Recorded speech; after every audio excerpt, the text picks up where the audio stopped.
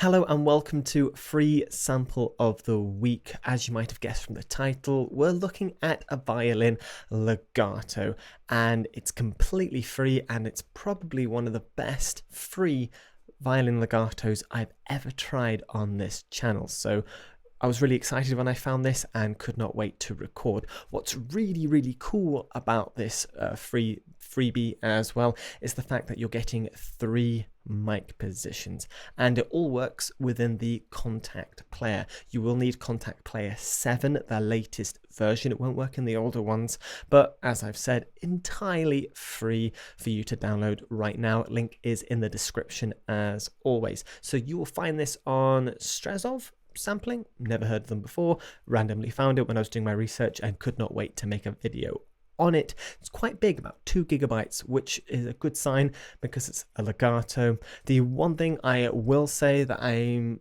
a bit miffed about, I say miffed, it's just, I guess, a consequence of the fact it's a legato, can't get my words out, is it's a little bit laggy. I've turned my sampling as far down, or my buffer size as far down as I possibly could without it going a bit haywire, but you'll see, especially when you see the other camera I use to point to my hands, that the sound doesn't quite match up. It is a legato, it's designed for slower playing, but we'll put it to the test in a second. But this is how it looks. There's lots of little features to it. Let's just kind of jump into it. There's plenty of paperwork. I believe there is a full version of this. I don't know, probably. I look at a lot of free stuff. Let's jump in. So this is Kontakt Player 7.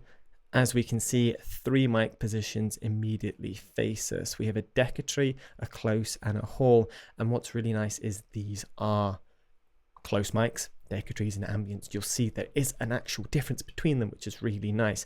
There is a divvy option. There is 6 violins, I think, recorded, I don't know, plus divvy, Da Vinci, so you can kind of divide them. And what I like doing is turning this overlap off because it really makes it almost true legato. While when it's on, as you'll see in a second, you can kind of play chordal stuff. This little button down here is basically used for saving RAM. You can change it between half section or full. If you click this little setting button over here, there's even more settings to mess with. There is a mod wheel for dynamic stuff. It's almost a perfect free violin, honestly. Let's just jump in and actually just play it out of the box so you can hear it. I'm rambling. Just listen to this.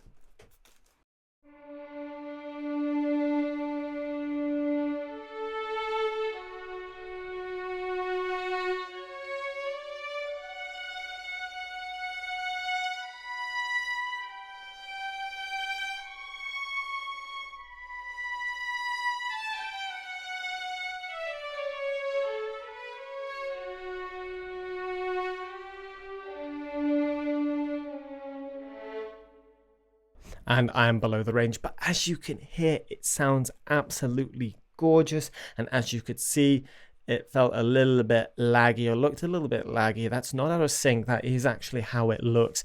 Simply, I think, to make the legato sound legato, the way it's kind of tuned as a result of that. So I'd be a bit wary when inputting MIDI or writing with this, because it might feel a bit out of sync. So you might have to shift it all and find that sweet spot with this instrument. Let's actually look at the individual mic positions. I'm going to turn the reverb completely off. So that's with the reverb off. You can actually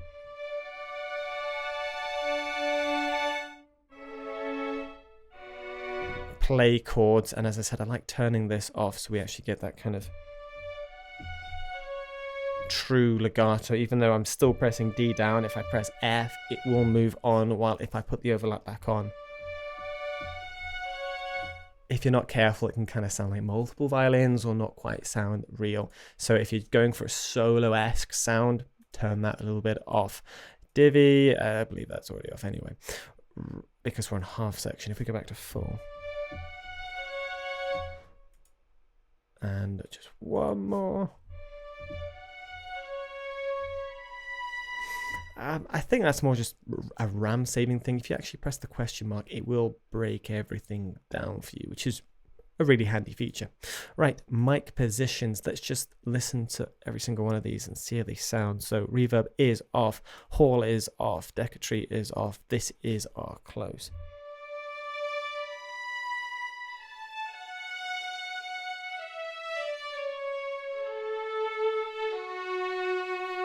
Beautiful, close, intimate, panned left.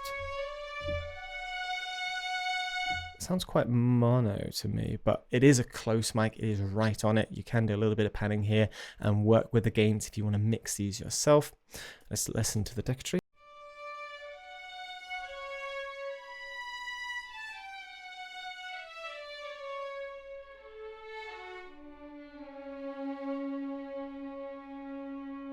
You can control the expression as well. So your CCs are matched up to CC1 and CC11, which is really nice to see. And that decatry does sound different to the close. How it should be. Right, let's listen to the hall.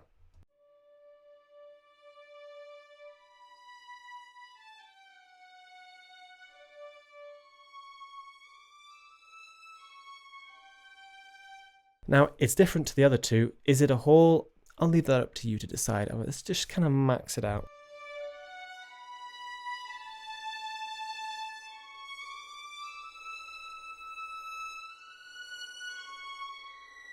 I'm getting a little bit of hall, not as roomy as I would like, but as I said, it is notably different. Mix in a little bit of close.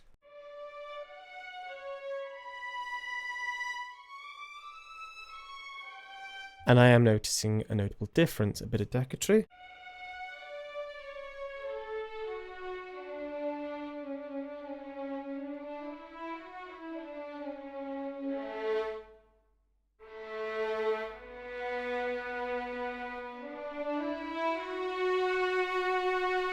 Nice bit of natural vibrato.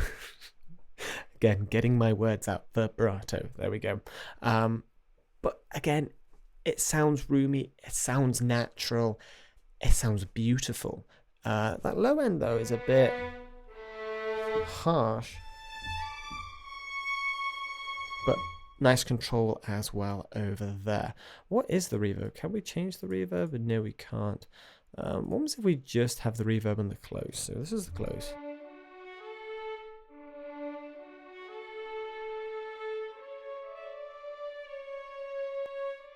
Okay, it's a subtle reverb, which is nice, and you, I think, can do a lot with this sound anyway with how it is. You can get a close sound, you can get an intimate sound, you can get a more distant sound if you want. It just has this beautiful multi-purpose sense to it. It's not shorts. I feel there's plenty of shorts out there as well, and it'd be really nice if there were shorts included, but this is a freebie. It's a gorgeous violin, one I can highly recommend for your melodic lines. The one major downside I really see to it is that slight latency when playing, especially quicker passages, where it just feels it's falling slightly behind, and then kind of matching that up with everything else might be a little bit difficult. But other than that, what more can I say? Go out and download it. It's free. But thank you so much for watching. I hope you've enjoyed this video, and I will see you in the next one.